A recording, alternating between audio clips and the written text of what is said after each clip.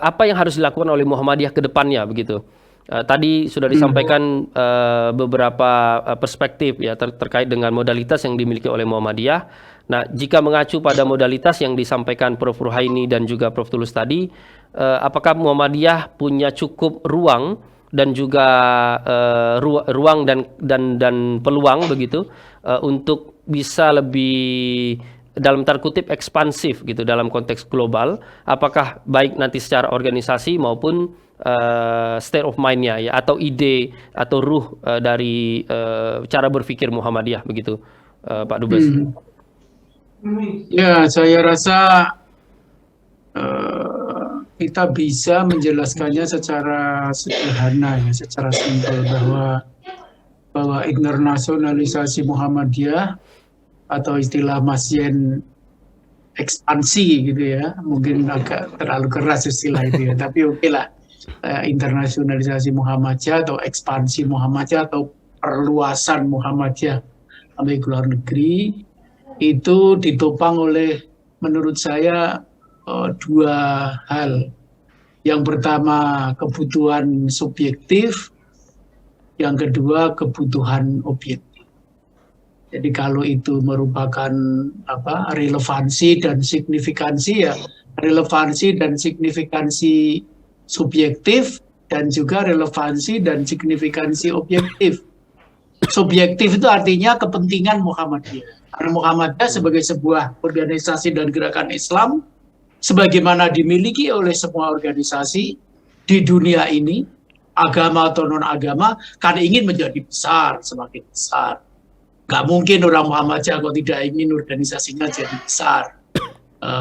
Dulu pada awal didirikan oleh Pak Dahlan tahun 1912, Muhammadiyah itu juga hanya di Yogyakarta. Ketika pada tahun 1917 mau masuk diperluas sampai ke Solo, ke Surakarta, itu kan bertentangan dengan peraturan pemerintah kolonial pada waktu itu, karena izinnya itu cuma untuk Yogyakarta. Lalu kemudian di Solo dibentuk terlebih dahulu namanya pengajian Sidik Amanah Fatonah Tabligh gitu, nggak diberi nama Muhammadiyah dulu. Baru kemudian setelah larangan itu nggak ada, kemudian Muhammadiyah di Solo berdiri yang tadinya namanya pengajian Sidik Amanah Fatonah Tabligh itu. Kemudian setelah itu meluas ke seluruh Jawa. Setelah itu ingin lagi meluas ke Indonesia, dan Muhammadiyah pada waktu itu mengambil cara yang sangat jitu dan strategis, yaitu masuk dulu di Sumatera Barat. Karena Sumatera Barat, kita tahu Sumatera Barat itu kan orang yang sangat kosmopolit kan, dengan tradisi merantaunya. Dengan diterima di Sumatera Barat, maka Muhammadiyah kemudian cepat sekali menyebar di seluruh Nusantara, yang membawa banyak mubalik-mubalik dari Minang.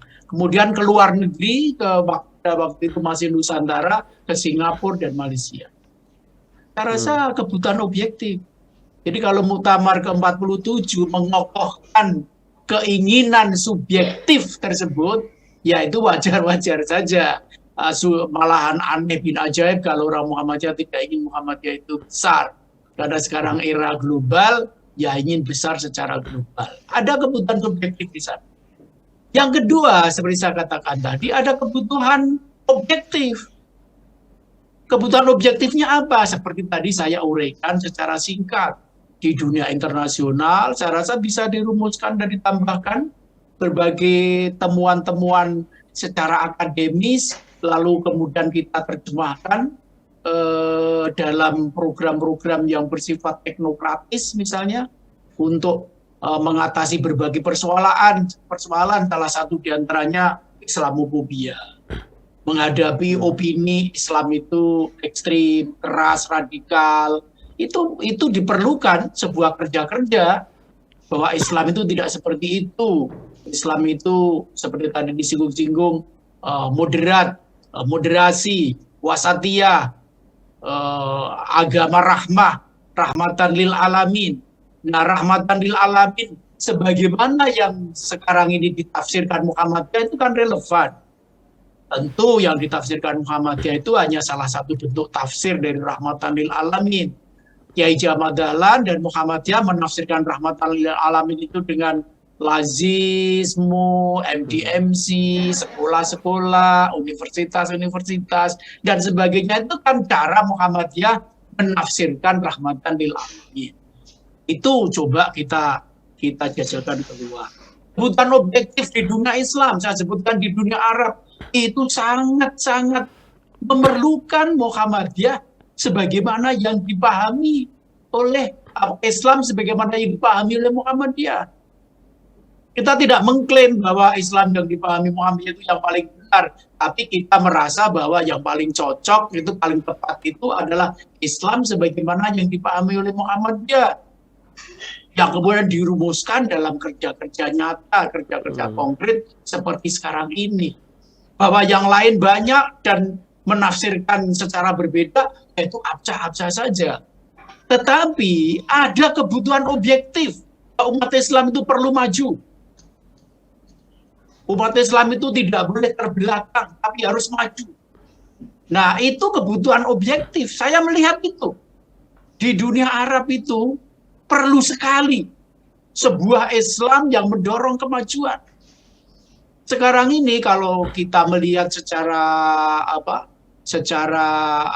objektif kehidupan sehari-hari di negara-negara Arab, di negara-negara Muslim yang mayoritas Muslim, sebagaimana juga secara ditemukan oleh banyak peneliti, misalnya Charles Kushner, itu juga melihat bahwa mayoritas masyarakat Islam di dunia ini tradisional.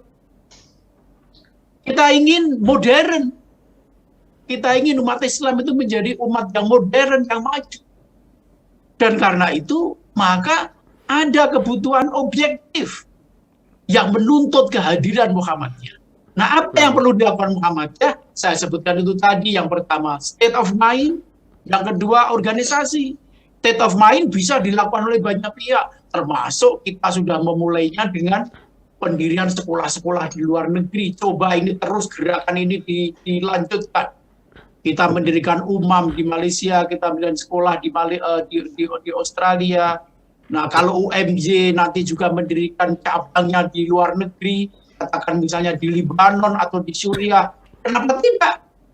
Nah, itu juga salah satu medium untuk mengkampanyekan state of mind Muhammadiyah. Nah, itu saya rasa hal yang cukup ya untuk kita laksanakan. Jadi secara rasional ada keuntungan-keuntungan atau rasionalitas yang kita definisikan secara subjektif dan bisa juga secara objektif.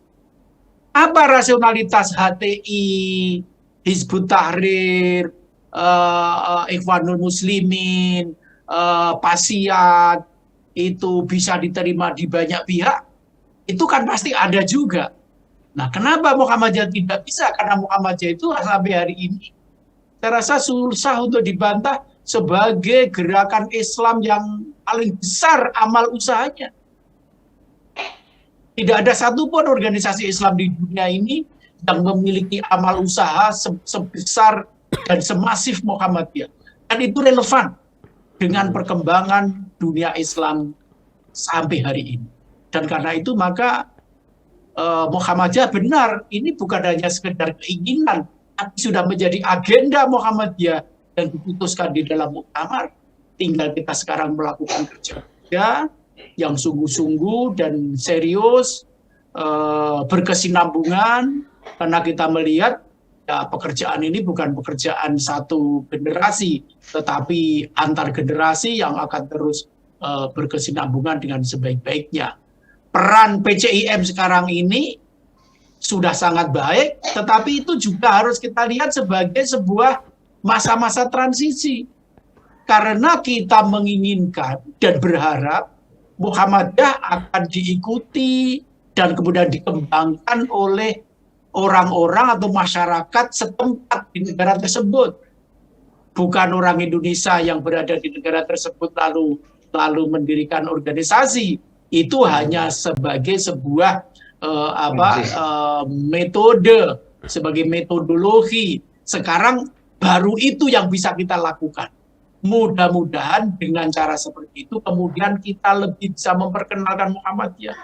Maka dari itu jurusan-jurusan HI di Universitas Muhammadiyah perlu aktif berpartisipasi dalam hal ini, menerjemahkan pikiran-pikiran Muhammadiyah, menerjemahkan dokumen-dokumen Muhammadiyah, menerjemahkan segala sesuatu yang dikerjakan Muhammadiyah yang kira-kira positif dan relevan untuk dibaca di bagian manapun dari dunia Islam ini, kita terjemahkan.